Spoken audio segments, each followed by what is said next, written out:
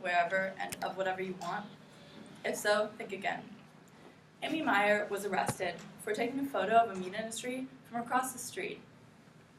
This was in Utah in 2013. In Utah, ag-gag laws were in place when this occurred. According to Lovell et al. In Behind a Veil of Secrecy in 2015, recording of sound and visuals in the meat industries in Utah can lead to criminalization. These animal enterprise laws, which are referred to as ag-gag laws, only exist in some states, luckily. However, these states often have the most meat industries in our nation.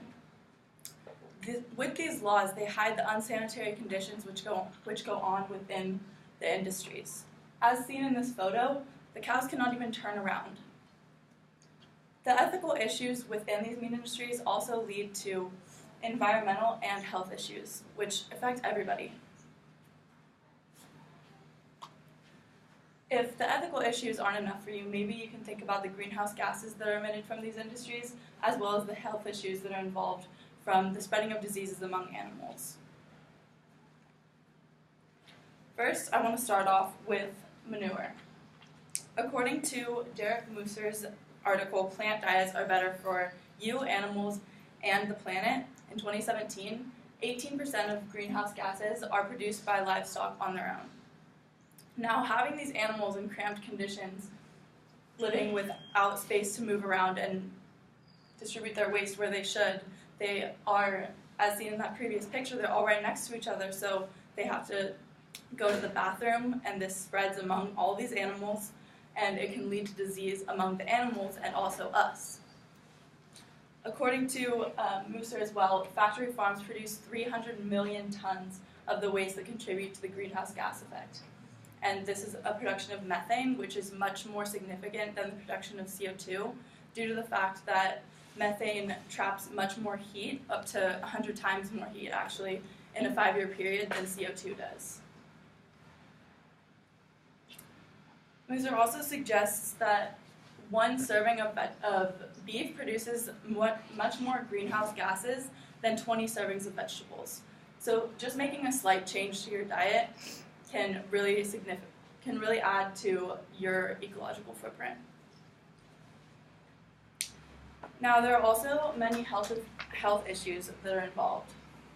In Venari's article, Sustainability of Diets, published in 2012, he states, if consumers were given guidance, according to Jenkelson in his article, Environmental Ethics in 2016, waste and fumes are produced so concentrated that workers and nearby human communities have substantial increases in respiratory illnesses, such as asthma.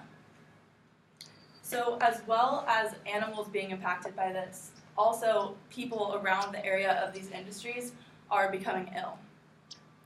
In addition to that, the diseases that are spread among the cows are very easily transmitted to you, such as the salmonella outbreak a long time ago. Venari states in his article, Sustainability of Diets, that if consumers were given guidance in sustainable consumption, then the stress on the environment would significantly decrease. Can you picture a world without any animal cruelty in which these environmental issues and health issues don't exist? This could happen if these ag-gag laws weren't in place.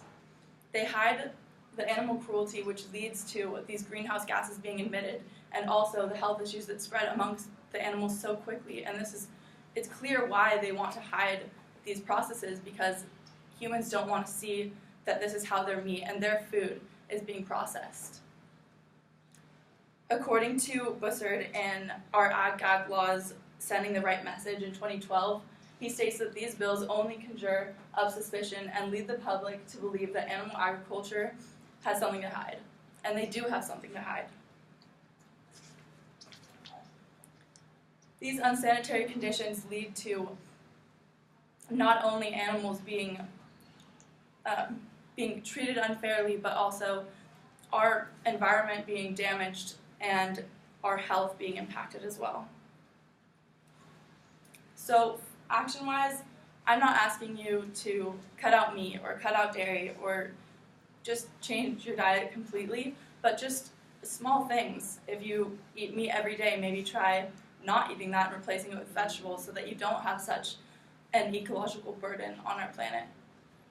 So just even if you source like organic foods and organic like locally sourced meats, like going to the farmer's market, then you will be decreasing your ecological footprint by a long shot.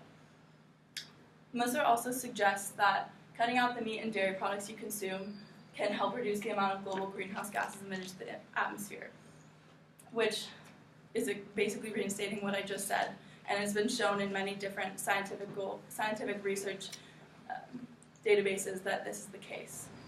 In addition to changing your diet just slightly, you can also speak up about these issues and spread awareness, because clearly not a lot of people know about these issues due to these ag gag laws being in place.